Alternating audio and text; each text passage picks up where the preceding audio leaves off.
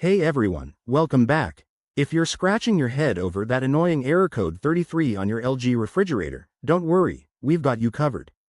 This error typically points to a problem with the defrost system, like a faulty sensor or heater, which can cause your fridge to stop cooling properly.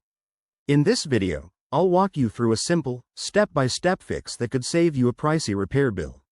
Let's dive in. First things first, safety is key. Before you start, unplug your refrigerator to avoid any electrical hazards.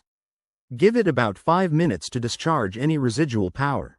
You'll need a few basic tools for this: a Phillips screwdriver, a multimeter if you have one, and maybe some gloves to protect your hands. Step 1. Check for ice buildup. Open the freezer and look inside for any excessive frost or ice on the evaporator coils.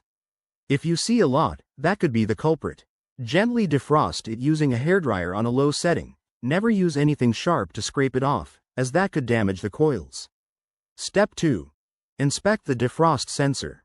Locate the sensor, usually near the evaporator coils. You'll have to remove the back panel of the freezer for access. Use your screwdriver to carefully take it off. Once exposed, check the sensor wires for any signs of damage or corrosion.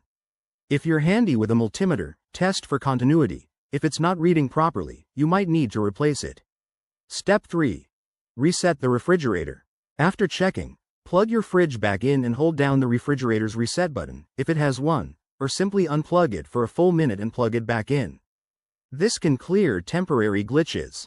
If these steps don't resolve the issue, it might be time to call in a professional. Error code 33 could indicate a deeper problem, like a bad defrost heater, which requires specialized tools. There you have it.